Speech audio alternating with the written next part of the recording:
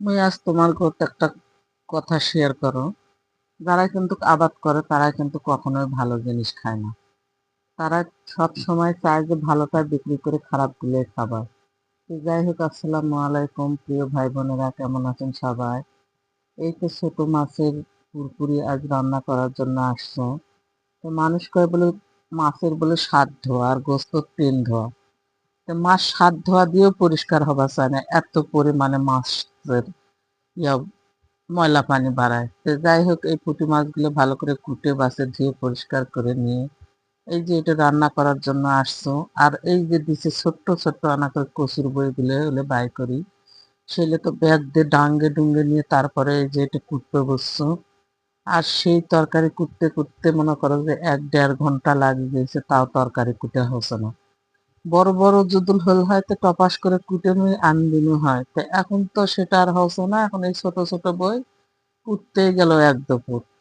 তো যাই হোক, এই কচুর বইয়ের দিয়ে ছোট মাছ দিয়ে পুরপুরি করলে কিন্তু খেতে বেশ মজা লাগে। এই রান্নাগুলো কিন্তু মোর মায়ের হাতের। মা সবসময় ইনকা করে রান্না বান্না করে খিলাইছে আমাকে, ওই জন্য জানোছি। তো যাই হোক, এর সাথে কিন্তু আনা পুঁই শাকের ডাঁটা আর পাতা দিলে কিন্তু বেশ মজা লাগলো এই পুরপুরিতে খেতে। আর ইনকা করে মারা মাছ ছোট মাছ দিয়ে পুরপুরি করলে সেই তরকারিটা খেতে বেশ মজা লাগে। তো অনেক দিন পর কিন্তু এই তরকারিটা আমি আজকে রান্না করলো। কেন, বহু বছর হয়ে গেল মা ওই ভাতের আর ওই রকম রান্না খাওয়া হয় না। এখন বিশেষ করে যা থাকাও হয় না, খাওয়াও হয় না। তো যাই হোক, আজ নিজ হাতে রান্না করছো, তরকারিটা মাশাল্লাহ অনেক টেস্ট হয়েছিল খাইতে। আর এই যে সাথে আছে কয়েকটা শাটি মাছ, এই শাটি মাছগুলো মুই কিন্তু আগত এমন একটা অভ্যাস আসলো যে হাত দিয়ে নাড়লে মনে হয় যেন ভিতরটা উল্টে বেড়াচ্ছে, বমি বমি ভাব হচ্ছিল। কারণ খাওয়া পারো না, ওই জন্য ওই রকম লাগছিল। তো দেখো, মানুষ কয় না যে সময় কতটা পাল্টে দেয়।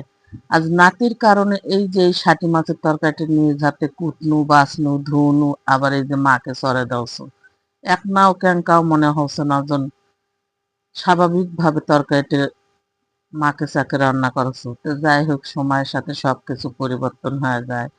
আর এই যে বড় ভিডিও করবে গেলে অনেক সময় এবং ধৈর্য পরিশ্রম দুইটা লাগে, এডিট করা ইয়া করা। তো ভিডিওটা যদি ভালো লাগে অবশ্যই একটা লাইক একটা কমেন্ট করে সাপোর্ট করবেন। আর পেজটা ফলো দিয়ে ইনশাল্লাহ পাশে থাকবেন। আজকের মতো ভিডিওটা এখানেই শেষ। আল্লাহ হাফেজ।